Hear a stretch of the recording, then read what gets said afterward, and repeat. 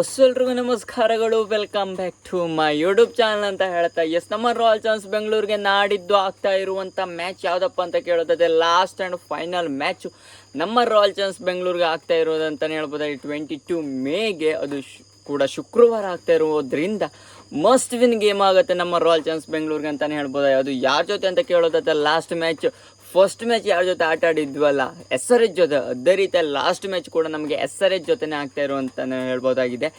ಇದರಲ್ಲಿ ನಮ್ಮ royal challengers Bengaluru and SRHನ ಪ್ಲೇಯಿಂಗ್ ಲೆವೆನ್ನಲ್ಲಿ ಯಾವುದು ಸ್ಟ್ರಾಂಗೆಸ್ಟ್ ಆಗಿರುವಂಥದ್ದು ಅನ್ನೋದನ್ನು ತಿಳಿಸ್ಕೊಡ್ಲಿಕ್ಕೆ ನಾನು ನಿಮಗೆ ಈ ವಿಡಿಯೋದಲ್ಲಿ ತಿಳಿಸ್ಕೊಡ್ತೇನೆ. ಅದಕ್ಕೂ ಮೊದಲಿಗೆ ಚಾನಲ್ನ ವಿಸಿಟ್ ಮಾಡ್ತಾ ಹೊಸಬ್ರ ಇದೆ ಚಾನಲ್ಗೊಂದು ಬೇಗ ಸಬ್ಸ್ಕ್ರೈಬ್ ಮಾಡ್ಕೊಂಡು ನೋಟಿಫಿಕೇಶನ್ ಮಾಡ್ಕೊಂಡು ಬೆಲ್ ಐಕಾನ್ನ ಪ್ರೆಸ್ ಮಾಡ್ಕೊಳ್ಳಿ ಅಂತ ಹೇಳ್ತಾ ನಾವು ಮಾಡುವಂಥ ವಿಡಿಯೋ ನಿಮಗೆ ಮೊದಲಿಗೆ ನೋಟಿಫಿಕೇಶನ್ ಮೂಲಕ ಬರುತ್ತೆ. ಎಸ್ಟೇಟೇ ಹೋಗೋದೇ ನಮ್ಮ royal challengers Bengaluru and Sunrisers Hyderabad ನಡುವಿನ ಪ್ಲೇಯಿಂಗ್ ಲೆವೆನ್ ಕಂಪ್ಯಾರಿಸನ್ಗೆ ಸುಸ್ವಾಗತ ಅಂತ ಹೇಳ್ತಾ ಸ್ಟ್ರೇಟ್ ಅವೇ ಹೋಗಿ ಬಿಡೋಣ. ನಮ್ಮ ರಾಯಲ್ ಚಾಲೆಂಜರ್ಸ್ ಬೆಂಗಳೂರಿಗೆ ಮಸ್ಟ್ ವಿನ್ ಗೇಮ್ ಆ್ಯಂಡ್ ಕೂಡ SRHಗೆ ಕೂಡ ಎರಡು ಟೀಮ್ಗೂ ಕೂಡ ಮಸ್ಟ್ ವಿನ್ ಗೇಮ್ ಆಗಿರೋದ್ರಿಂದ ನನ್ನ ಪ್ರಕಾರ ನಮ್ಮ royal challengers Bengaluru same playing eleven ಕಡೆನೇ ಬರ್ತಾರೆ. ಯಾಕಪ್ಪ ಅಂತ ರಜತ್ ಪಟ್ಟಿದವ್ರು ಇಲ್ಲದೆ ಇದ್ದರೆ ಜಿತೇಶ್ ಶರ್ಮಾ ಅವರು ಕ್ಯಾಪ್ಟನ್ಸಿಯಲ್ಲಿ ಬರುತ್ತೆ. ಆ್ಯಂಡ್ ನಮ್ಮ ವೆಂಕಟೇಶ್ ಅವರು ಅಂತ 100% ಪ್ಲೇಯಿಂಗ್ ಲೆವೆನಲ್ಲಿ ಇವಾಗ ಯಾರನ್ನ ಡ್ರಾಪ್ಔಟ್ ಮಾಡೋಕೆ ರೊಮ್ಯಾರೋ ಶೆಫರ್ಡ್ ಅವರು ನನ್ನ ಪ್ರಕಾರ 100% ಡ್ರಾಪ್ಔಟ್ ಮಾಡುವಂಥ ಸಾಧ್ಯತೆ ಇದ್ದಿರುವಂಥದ್ದು. ಯಾಕಪ್ಪ ಅಂತ ವೆಂಕಟೇಶ್ ಅವರು ಸಾಲಿಡ್ ಟಚಲ್ಲಿರೋದ್ರಿಂದ ವಿತ್ ದ ಬಾಲಿಂದ ಒಂದು ಶೈನ್ ಆಗಿರೋದು ಒಂದೇ ಬಾಕಿ ಇರೋದ್ರಿಂದ ರೊಮ್ಯಾರೋ ಶೆಫರ್ಡ್ ಅವ್ರನ್ನ ಹೆಚ್ಚಿನದಾಗಿ ಹೊರಗಡೆ ಇಡುವಂಥ ಸಾಧ್ಯತೆ ಇದೆ. ಏನಾದರೂ ರಜತ್ ಪಟ್ಟಿದಾರ್ ಅವರು ಕಮ್ಬ್ಯಾಕ್ ಮಾಡಿದರೆ, ನನ್ನ ಪ್ರಕಾರ ಕಮ್ಬ್ಯಾಕ್ ಮಾಡದೇ ಇದೆ, ನನ್ನ ಪ್ರಕಾರ ಸಿಮಿಲರ್ ಪ್ಲೇಯಿಂಗ್ ಲೆವೆನ್ ನಮ್ಮ ರಾಯಲ್ ಚಾಲೆಂಜರ್ಸ್ ಬೆಂಗಳೂರು ತೆಗೆದುಕೊಂಡು ಹೋಗುತ್ತೆ ಅಂತಲೇ ಹೇಳ್ಬೋದಾಗಿದೆ SRH ಗೇಮಲ್ಲೂ ಕೂಡ. ಆ್ಯಂಡ್ SRHನ ಪ್ಲೇಯಿಂಗ್ ಲೆವೆನ್ ಕಡೆ ಹೋಗೋದಾದ್ರೆ SRHನ ಪ್ಲೇಯಿಂಗ್ ಲೆವೆನ್ ಯಾವ ರೀತಿ ಬರ್ಬೋದು ಅಂತ ಕೇಳೋದಾದರೆ, ನನ್ನ ಪ್ರಕಾರ ಇಂಪ್ಯಾಕ್ಟ್ ಪ್ಲೇಯರ್ನ ಇನ್ಕ್ಲೂಡ್ ಆದರೂ ಕೂಡ ಯಾವ ರೀತಿ ಬರುತ್ತೆ. ಫಸ್ಟ್ ಸ್ಟಾರ್ಟಿಂಗಲ್ಲಿ ಹೇಳೋದಾದರೆ Travis Head with Abhishek Sharma ಅವರು must one of the extraordinary opening pair ಅಂತಲೇ ಹೇಳ್ಬೋದಾಗಿದೆ. Number 3 Ishan Kishan, number 4 Heinrich Klaasen. ಈ 4 ಜನ ದೈತ್ಯ ಪ್ಲೇಯರ್ಸ್ಗಳನ್ನು ಎಷ್ಟು ಬೇಗ ನಾವು ತೆಗಿತೇವೋ ಅಷ್ಟು ನಮ್ಮ ರಾಯಲ್ ಚಾಲೆಂಜರ್ಸ್ ಬೆಂಗಳೂರಿಗೆ ಈಸಿ ಆಗುತ್ತೆ ಅಂತಲೇ ಹೇಳ್ಬೋದಾಗಿದೆ. ಯಾವ ರೀತಿ ರಾಜಸ್ಥಾನ್ ರಾಯಲ್ಸ್ ಓಪನರ್ಸ್ಗಳ ಮೇಲೆ ಡಿಪೆಂಡ್ ಹಾಕೊಂಡಿದೆಯೋ ಅದೇ ರೀತಿಯಾಗಿ ಇಲ್ಲಿ ಸನ್ರೈಸರ್ಸ್ ಹೈದರಾಬಾದು ಕೂಡ ಸ್ಟಾರ್ಟಿಂಗ್ 4 ಪ್ಲೇಯರ್ಸ್ಗಳು one of the phenomenal extraordinary batting lineup ಇಟ್ಕೊಂಡಿರೋದು ಅಂತಲೇ ಹೇಳ್ಬೋದಾಗಿದೆ.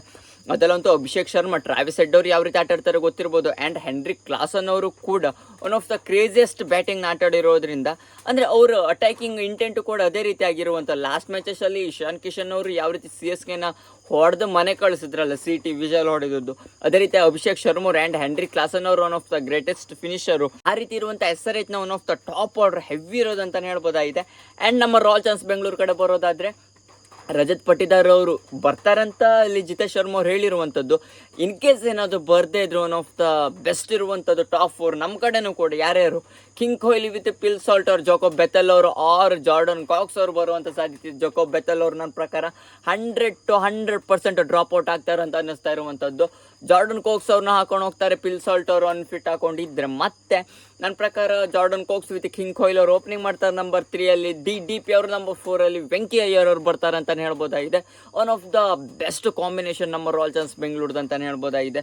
ಟಾಪ್ 4 ಅವ್ರ ಕಡೆ, ನಮ್ಮ ಕಡೆ ಹೆವಿ ಇರೋದು. ಆದರೆ ಅವ್ರ ಕಡೆ ನೆಕ್ಸ್ಟಲ್ಲಿ ಯಾರೂ ಕೂಡ ಇಲ್ಲ. ಫಿನಿಶಿಂಗ್ ಟಚ್ಚಲ್ಲಿ 4th ತನಕ ಇರೋದು, ಆದರೆ 5th, 6th, 7th, 8th ಪೊಸಿಷನಲ್ಲಿ ಯಾರೂ ಇಲ್ಲ. ನಮ್ಮ ರಾಯಲ್ ಚಾಲೆಂಜರ್ಸ್ ಬೆಂಗಳೂರಿಗೆ ಅಲ್ಲಿಂದ ಶುರು ಆಗುತ್ತೆ. ಜಿತೇಶ್ ಶರ್ಮಾ ಅವರು 5th ಬರ್ತಾರೆ, ಅವರೊಂದು ಸ್ವಲ್ಪ ಟಚಲ್ಲಿ ಬರಬೇಕಾಗಿರುವಂಥದ್ದು.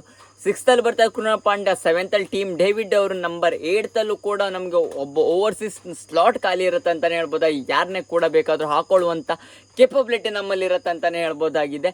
ಏನಾದರೂ ರಜತ್ ಪಟ್ಟಿದಾರ್ ಅವರು ಬರದೇ ಇದ್ದರೆ, ನನ್ನ ಪ್ರಕಾರ ಬರದೇ ಇದ್ದರೆ ರೊಮ್ಯಾರೋ ಶೆಫರ್ಡ್ ಅವರು ಅಂತ 100% ಬರ್ತಾರೆ. ಆ್ಯಂಡ್ ನಮಗೆ Bhuvneshwar Kumar, Josh Hazlewood and Rasikh Salamdar ಅವರು ಇರ್ತಾರೆ. ಇವ್ರ ಕಡೆ ನೋಡೋದಾದ್ರೆ ಎಲ್ಲ ಇನ್ಎಕ್ಸ್ಪೀರಿಯನ್ಸ್ ಹೆಚ್ಚಿನದಾಗಿ ಕಾಣಿಸ್ಕೊಳ್ತಾ ಇರುವಂಥದ್ದು.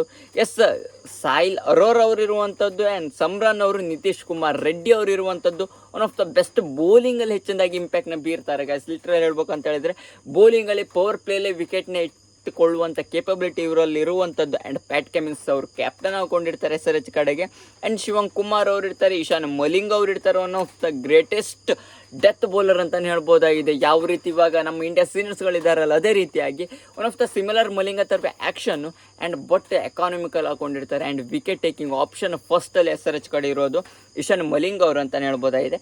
ನೆಕ್ಸ್ಟಲ್ಲಿ ಶಾಕಿಬ್ ಹುಸೇನ್ ಅವರು ಇರ್ತಾರೆ. ಆ್ಯಂಡ್ ಪ್ರಫುಲ್ ಹಿಂಗೆ ಅವರು ಇರ್ತಾರೆ ಅಂತಲೇ ಹೇಳ್ಬೋದಾಗಿದೆ. ಇದು SRH ನಮ್ಮ ಬೌಲಿಂಗ್ ಅಟ್ಯಾಕ್ ಕಡೆ ಬರೋದಾದರೆ Eshan Malinga and Shakib Hussain and Pat Cummins and Nitish Kumar Reddy 4 ಜನ pacers. One of the classic ಇರುವಂಥ ಸ್ಪಿನ್ನರ್ಸ್ಗಳಿಗೆ ಹೇಳೋದಾದರೆ ಇಲ್ಲಿ ಅಭಿಷೇಕ್ ಶರ್ಮಾ ಅವ್ರಿಗೂ ಕೊಟ್ಟರು ಕೊಡ್ಬೋದು, ಇಲ್ಲಿ ಟ್ರಾವಿಸ್ ಹೆಡ್ ಅವ್ರು ಕೊಟ್ಟರು ಕೊಡ್ಬೋದು, ಆ್ಯಂಡ್ ಸಮ್ರಾನ್ ಅವ್ರು ಹಾಕ್ತಾರೆ, ಆ್ಯಂಡ್ ಪ್ರೆಲ್ ಹಿಂಗ್ ಅವ್ರು ಹಾಕ್ತಾರೆ, ಇಲ್ಲಿ ಕುಮಾರ್ ಅವರು ಹಾಕ್ತಾರೆ. ಎಲ್ರಿಗೂ ಕೊಡೋ ಆಪ್ಷನ್ ಸಿಕ್ಕಾಪಟ್ಟೆ ಇರುತ್ತೆ ಇಲ್ಲಿ SRHಗೆ ಅಂತಲೇ ಹೇಳ್ಬೋದಾಗಿದೆ.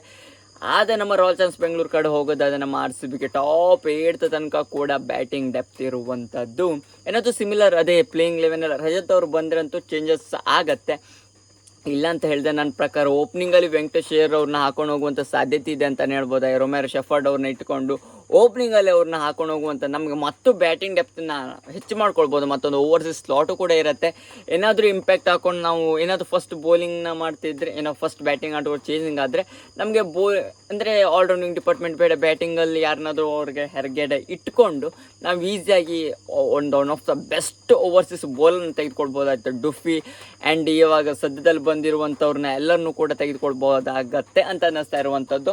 ಆ್ಯಂಡ್ ನಮ್ಮ ರಾಯಲ್ ಚಾಲೆಂಜರ್ಸ್ ಬೆಂಗಳೂರು ಸಿಕ್ಕಾಪಟ್ಟೆ ಇರುವಂಥದ್ದು, ಅಂದರೆ ಆಪ್ಷನ್ಸ್ಗಳು ಹೆಚ್ಚಿನದಾಗಿದೆ ನಮ್ಮ ರಾಯಲ್ ಚಾಲೆಂಜರ್ಸ್ ಬೆಂಗಳೂರು. ಯಾಕಪ್ಪ ಅಂತ ಹೇಳಿದ್ರೆ ಇವಾಗ ಸದ್ಯದಲ್ಲಿ ವೆಂಕಟೇಶ್ ಅಯ್ಯರ್ ಅವರು ಫಾರ್ಮ್ಗೆ ಬಂದಿರೋದ್ರಿಂದ ನಮ್ಮ ರಾಯಲ್ ಚಾಲೆಂಜರ್ಸ್ ಬೆಂಗಳೂರಿಗೆ ಹನಿ ಕೂಡ ತಲೆ ಬಿಸಿ ಇಲ್ಲದೆ ಇರೋ ಥರ ಆಗಿರೋದಂತಲೇ ಹೇಳ್ಬೋದಾಗಿದೆ.